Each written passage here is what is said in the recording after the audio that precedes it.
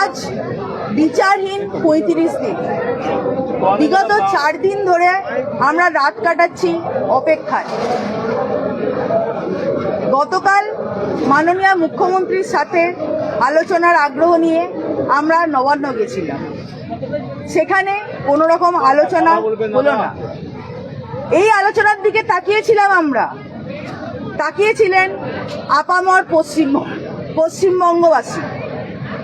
আমরা সবাই হতাশ।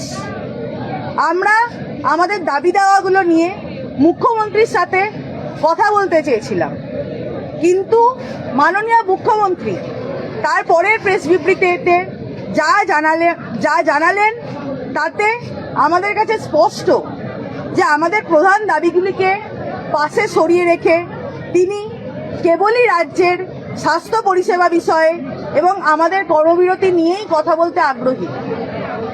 মুখ্যমন্ত্রী বললেন তিনি সরকারি ক্ষেত্রে স্বাস্থ্য পরিষেবার আরও উন্নতি করতে চান। আমরাও তাই চাই, কিন্তু আমরা আরেকবার মনে করিয়ে দিতে চাই অভয়ের বিচার এবং রাজ্যের স্বাস্থ্য পরিষেবা এই নিয়ে যে দাবিগুলি আমরা রেখেছি তা পরস্পর সম্পর্কিত। আর তা করতে গেলে বিচারের পথে যে পুলিশ প্রশাসনের কর্ত ব্যক্তিরা বাধা হয়ে দাঁড়িয়েছেন, যারা স্বাস্থ্য ব্যবস্থার মাথায় বসে স্বাস্থ্য ব্যবস্থাতে দুর্নীতির ঘুঘুর ভাষা গড়ে তুলেছেন এতদিন ধরে, তাদের না সরিয়ে এই কাজ করা কখনোই সম্ভব নয়। এই বিষয়ে আমাদের ১, ২, ৩, ৪, ৫টি সুস্পষ্ট দাবি আছে, যা অভয়ের ন্যায় বিচারের জন্য, স্বাস্থ্যকর্মীদের, রোগী এবং তাদের পরিবার সকলের নিরাপত্তার জন্যে এবং সর্বোপরি পশ্চিমবঙ্গে সুষ্ঠু রোগী পরিষেবার জন্য অপরিহার্য বলে আমরা মনে করি। তাহলে আমাদের দাবিগুলো ঠিক কী? আর একবার সকলকে এবং মাননীয় মুখ্যমন্ত্রীকে মনে করিয়ে দেওয়ার প্রয়োজন। আমাদের প্রথম দাবি অভয়ের ন্যায় বিচার এবং দ্রুত তদন্ত। আমরা মনে করি সিবিআই এবং মহামান্য সুপ্রিম কোর্টের আওতায় এই বিষয়টি থাকায় এটি নিয়ে আমরা সমস্ত দাবি এবং আলোচনা আমরা সেই উপযুক্ত জায়গাতেই রাখব। সন্দীপ ঘোষ সহ সমস্ত স্বাস্থ্য অধিকর্তা যারা আরজি করের ঘটনাস্থল এবং সংলগ্ন অঞ্চলগুলিতে ভাঙচুরের নির্দেশ দিলেন এবং যাদের নিষ্ক্রিয়তায় আমরা সক্রিয় অংশগ্রহণেই রাজ্যের স্বাস্থ্যক্ষেত্রের গভীর দুর্নীতি এবং ভয়ের রাজনীতি বাসা বেঁধেছে, সেই DME, DHS, principal health secretary, যাদের জন্য আমাদের হাসপাতালগুলি এখনো নিরাপদ নয়, এদের সবাইকে WBA-CCA 1971-এর আওতায় এনে ক্রিমিনাল প্রসিডিংস করে শাস্তি দিতে হবে। যে সমস্ত পুলিশ কর্তারা দুর্ঘটনাস্থলকে সুরক্ষিত রাখতে পারেননি, যার নিয়ন্ত্রণে থাকা অবস্থায় দুর্ঘটনাস্থলে নির্মাণের নামে ভাঙচুর হয়েছে, দুষ্কৃতীরা অবস্থান মঞ্চ, এমার্জেন্সি সহ কলেজের সরকারি সম্পত্তি ভাঙচুর করেছে, নার্স, ডাক্তারি পড়ুয়াদের হুমকি দিয়েছে এবং তারা নীরব দর্শক থেকেছে, সেই কলকাতা পুলিশের সিপি বিনীত গোয়েলকে অপসারণ করতে হবে।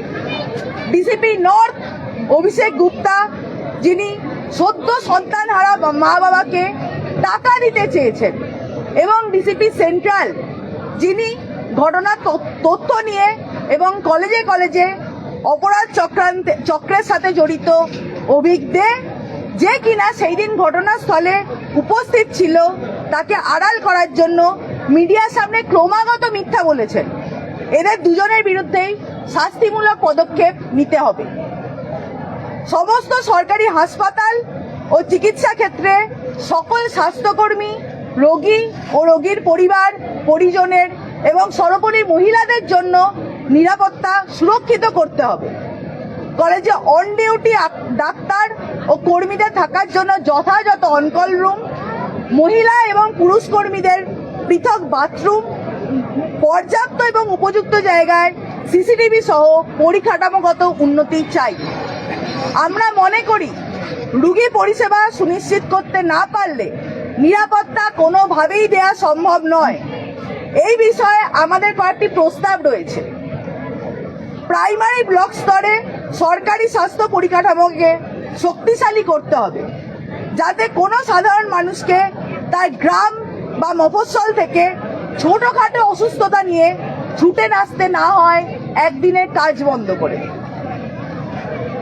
কার্যকরী রেফারেল সিস্টেম চালু করতে হবে, যাতে কোনো রোগীকে এই হাসপাতাল থেকে ওই হাসপাতাল ঘুরে ঘুরে হয়রান না হতে হয়।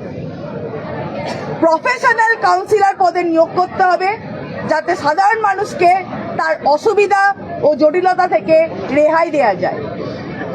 পস 2013 অনুযায়ী কলেজে কলেজে আইসিসি তৈরি করতে হবে, যাতে কলেজে কোনো মহিলার ওপর যৌন নির্যাতনের ঘটনার দ্রুত নিষ্পত্তি করা যায়। 5. কলেজে ভয়ের রাজনীতি, যা স্বাস্থ্যকর্মী সহ রোগী এবং রোগীর পরিবারকে অশেষ যন্ত্রণার সম্মুখীন করছে, তাকে সমূলে উৎপাদিত করতে হবে। এর জন্য কলেজে কলেজে নির্বাচিত ছাত্রছাত্রী সংসদ ও রেসিডেন্ট ডক্টরদের সংগঠন তৈরি করতে হবে। সিদ্ধান্ত গ্রহণকারী ডিসিশন মেকিং বডি, যেমন কলেজ কাউন্সিল ও রোগী কল্যাণ সমিতিতে নির্বাচিত ইউনিয়ন ও আরডি এর প্রতিনিধি রাখতে হবে। স্বচ্ছ ও সুষ্ঠু WBMC নির্বাচন করতে হবে। এর সাথে আমরা আরো দুটো বিষয়ে আলোকপাত করতে চাই। মাননীয় রাষ্ট্রপতির কাছে ইমেল সংক্রান্ত যে খবরটি রটেছে, সেটির ক্ষেত্রে আমরা বলতে চাই, হ্যাঁ, আমরা মাননীয় রাষ্ট্রপতিকে গতকাল সকালে একটি মেল পাঠিয়েছি, ঠিক যেমন গত 9 তারিখে এর আগে আমরা সুপ্রিম কোর্টের কাছেও আমাদের দাবিগুলিকে মেল করেছিলাম। আইনিভাবে ও শান্তিপূর্ণ আন্দোলনের পথে বিচার পেতে সমস্ত সরকারি ও আইনি দরজাতেই আমরা কড়া নেড়ে চলেছি। কিন্তু কিছু মিডিয়া এই খবরে বিভ্রান্তি সৃষ্টি করে বলছে যে গতকাল মুখ্যমন্ত্রীর ব্যবহারে হতাশ হয়ে আমরা প্রেসিডেন্ট, প্রধানমন্ত্রী, স্বরাষ্ট্রমন্ত্রীর হস্তক্ষেপ চাইছি। এই প্রচার সর্বতভাবে ভুল। বাস্তবত মুখ্যমন্ত্রীর সাথে নবান্নে মিটিং করতে যাওয়ার অনেক আগেই গতকাল আমরা এই মেল দেশের রাষ্ট্রপতিকে উদ্দেশ্য করে লিখেছিলাম।